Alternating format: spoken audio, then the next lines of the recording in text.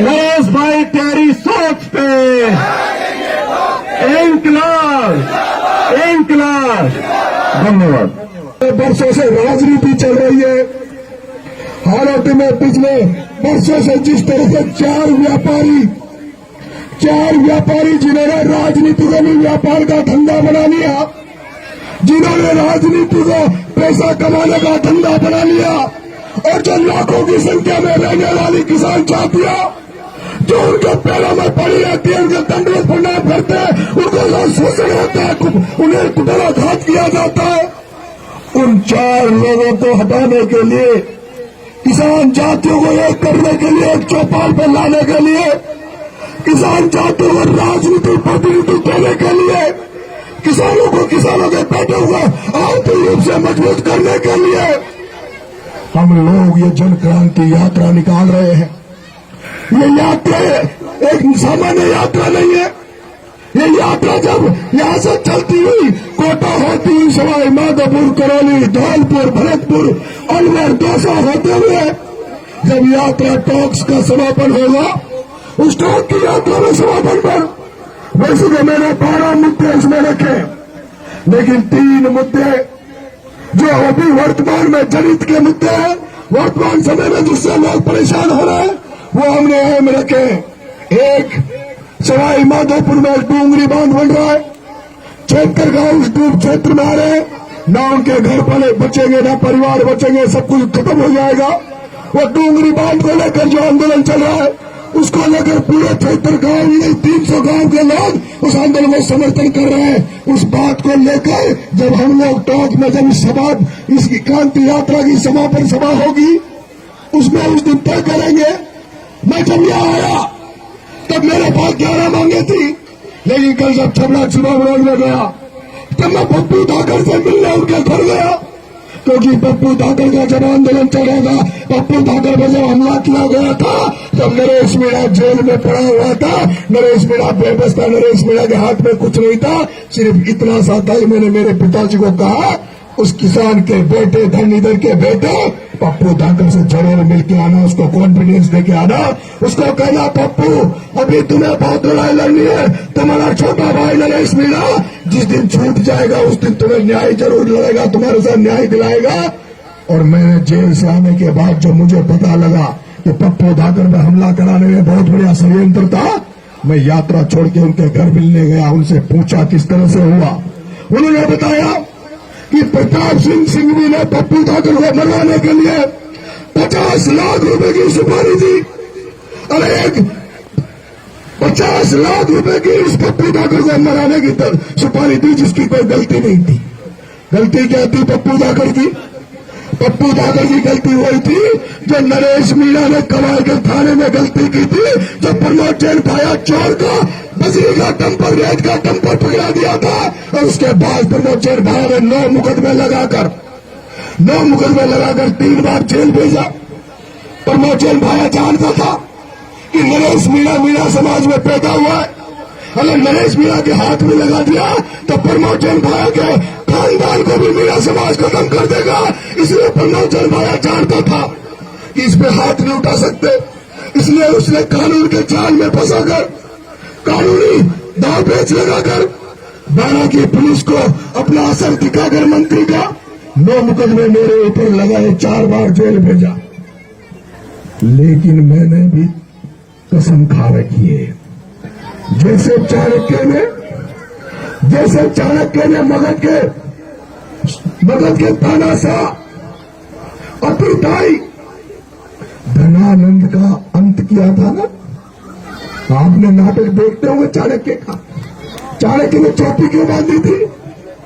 जब चाणक्य धनानंद के जब घर पे गया, धनानंद के राज के पैलेस में गया, तो उस धनानंद अहंकार में इतना बड़ा चोर था, उसने चाणक्य का अपमान किया, और चाणक्य धनानंद के महल से निकलकर उसी दिन उसने चोटी बांध ली, कसम खा ली कि जब तक धनानंद तुझे खत्म नहीं कर दूंगा, जब तक चोटी नहीं बांधूंगा। वो चाणक्य ने सेनापति ढूंढा, एक बच्चे को पाल पोस कर बड़ा किया, और उसका नाम क्या था? चंद्रगुप्त मौर्य। उस चाणक्य ने एक चंद्रगुप्त मौर्य नाम के छोटे से बच्चे को बड़ा करके उसको ट्रेनिंग दी, कोचिंग दी, और कोचिंग देके ट्रेनिंग देके और उस धनानंद का अंत किया। वैसे नरेश मीणा जिस दिन कवाई में बाया तूने जिस दिन बनाया था ना, उसी दिन कसम खा ली थी। फिर मुझे पता लगा मेरे जैसा और को कितने लोग पीड़ित है, तो यहाँ हजारों लोग पीड़ित है। प्रमोद जैन भाया प्रताप सिंह सिंघवी ने हजारों लोगों को लट दिलवा रखे, मरवा रखा है, कईयों को लात मरवा दिया, लेकिन कोई की औकात नहीं है। हारोती का पानी, ये तो कहते चंबल का पानी, लेकिन मैं तो नकारा मानता हूँ। हारोती का पानी पता नहीं कैसा हो गया, इनका खून पानी हो गया। पूरी हारोती में इतने साल से राज कर रहे हैं, ये कुटारा काट कर रहे हैं, फिर भी कोई आवाज नहीं उठा रहा था। केवल एक आवाज उठाता हुआ एक आदमी मिला, तो जेल में पता लगा गया कि नरेश मीणा तेरी तरह एक और शख्स है जिसका नाम है कमल राठौर। नरेश मीणा तेरी तरह एक शख्स और है जिसका नाम है कमल राठौर, और कमल राठौर को इसलिए प्रताड़ित किया जा रहा है क्योंकि प्रमोद जैन भाया भी कांग्रेस में था, कमल राठौर भी कांग्रेस में था, लेकिन कमल राठौर ने बहुत बड़ी गलती कर दी थी। और गलती क्या करी? गलती ये करी, इसने पूरी 12 को सुधार दिया, 12 के चौराहों को सुधार दिया, 12 में जगह जगह लाइटें लगा दी, जिसने पट्टा मांगा उन सबको इसने पट्टा दे दिया। अब 12 शहर में लोग भाया को भूल गए, कमल राठौर की जिंदाबाद होने लगे, भाया को पची नहीं, और जब नहीं पची तो भाई कमल राठौर के ऊपर अत्याचार होने लगे। अत्याचार ही नहीं, अरे नरेश मीणा से पहले भाई कमल राठौर को इमरान है गया,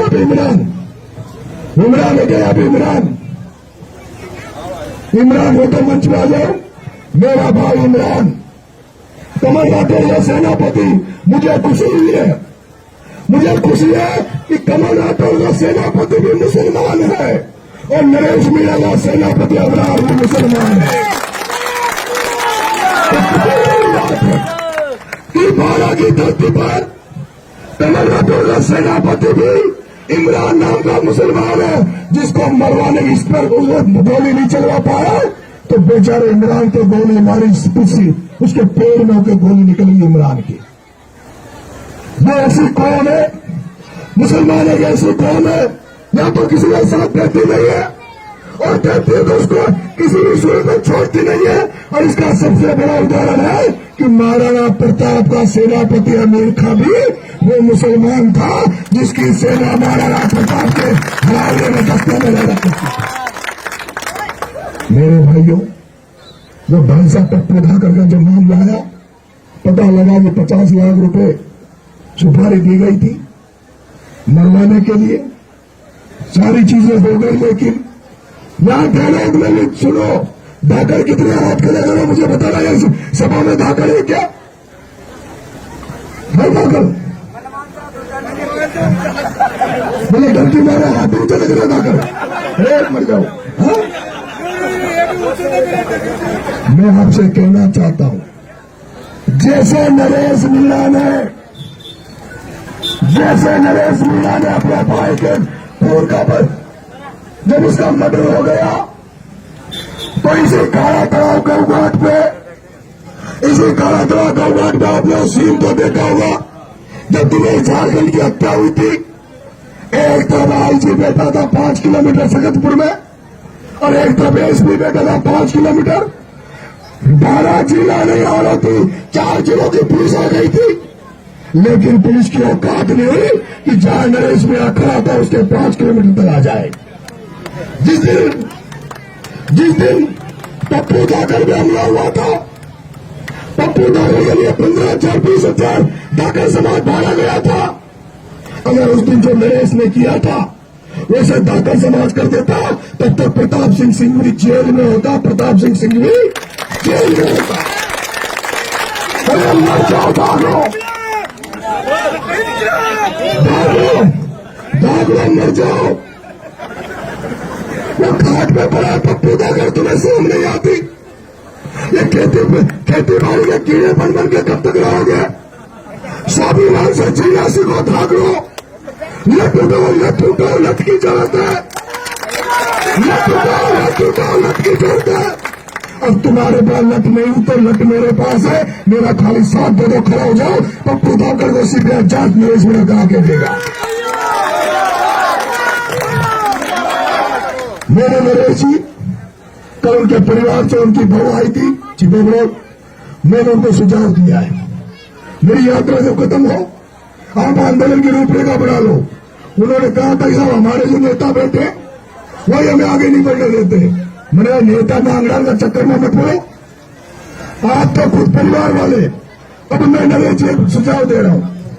मैंने कहा था जहां धरणीधर महाराज का मंदिर है मांडकला नगर फोर्ट में, वह राजस्थान के धाकर समाज का सबसे बड़ा मंदिर है, वही मेरे समापन है इस यात्रा का।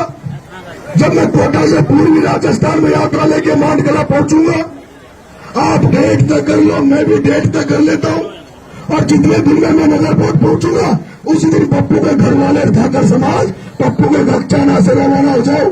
उसके बच्चे, उसकी प्रियंका नागर और सारे लोग पैदल निकल जाओ। मुझे विश्वास है किसी को साथ मत लो, किसी को नोटा मत देना, किसी को चावल मत बांटना। केवल ये कह देना पप्पू नागर को न्याय दिलाने के लिए पैदल निकल रहे हैं। जैसे प्रियंका नागर, वो शेरनी है, शेरनी मैंने उसको कल देखा है।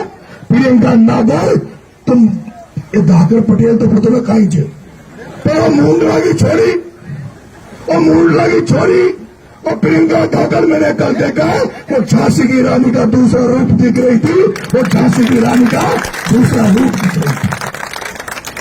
मैं कहना चाहूंगा आप लोग इधर से रवाना हो जाओ।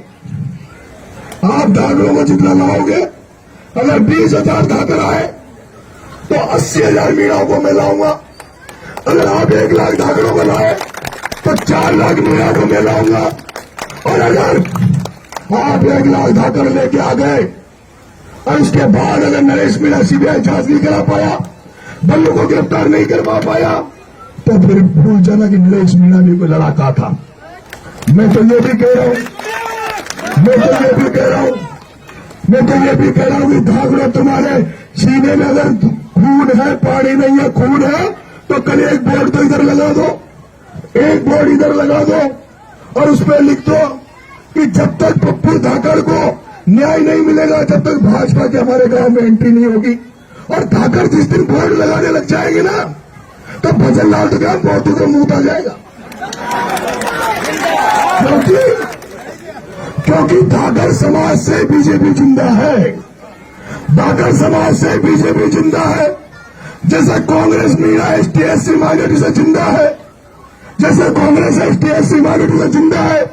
जो कांग्रेस वेंटिलेटर पे पड़ी रहती है, वेंटिलेटर पे सांसें गिर रही है, वो कांग्रेस केवल ST/SC मुसलमानों की दम पर जिंदा है। वो राहुल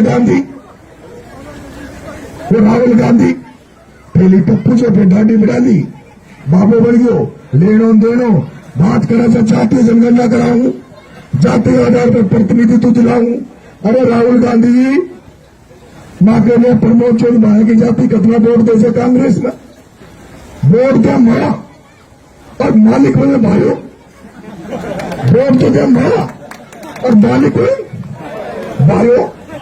वाह रे वाह भाई, उठिया लोर में चल जाओ, उठी मां के एक होश से एक लड़ाको, एक राजकुमार राउत नाम का लड़का उदयपुर में जय निशा की राजनीति कर रहा था, जिसको मौका नहीं मिल रहा था। उस राजकुमार राउत ने सेना बनाई, खुद की राजनीति तैयार करी, पार्टी बना ली। आज उसके 4 MLA खुद सांसद है।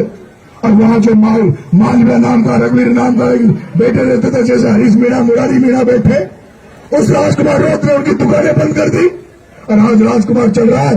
मैं कह रहा हूं जिस दिन नरेश नागर, नरेश मीणा, दीनदयाल धाकड़, आपका रामगोपाल जी धाकड़, भाई साहब कमल राठौर, जो जिस तरह की राजनीति करते जनता की सेवा की, ऐसी टीम बन रही है। 2028 का चुनाव में तो एक तरफ ये खड़ा रहेगा, एक तरफ मां खड़ा रहेगा, फिर कुर्गला रहेगा रे भाई, पाल्टा गला रहेगा, मां गला रहेगा। जो लोग इस मंच के साथ रहना चाहते हैं, जनक्रांति के साथ रहना चाहते हैं, वो हाथ खड़ा करें। इंकलाब! इंकलाब!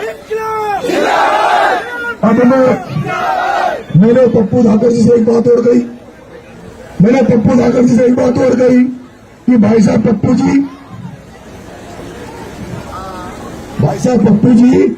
तो एक बात और कह दो कि या तो प्रताप सिंह बीजेपी में रहेगा, क्या या तो प्रताप सिंह बीजेपी में रहेगा या फिर धाकर समाज रहेगा। अगर सिंह बीजेपी में रहेगा तो धाकर नहीं रहेंगे, और धाकर रहेंगे तो सिंह भी नहीं रहेगा। उस दिन ये धाकर ने तय कर लिया, ये तय मारी मारिया तो कांग्रेस की लपक झपक कर लीजिए। मारी मारा कौन की? मारी मारा कांग्रेस लपक झपक कर रही है। क्यों कर रही है? तो जब किरोड़ी लाल ने पार्टी बनाई थी ना, किरोड़ी लाल ने पार्टी बनाई थी वो कांग्रेस 21वादी, और जब मूल चंद्रशेखर आजाद और हनुमान बेनीवाल और राजकुमार रोत और अभी हालत में ठाकर मिल जाओ ना, मगर पर कौन जागरण में बनाओ जागरण का भरोसे बोलना।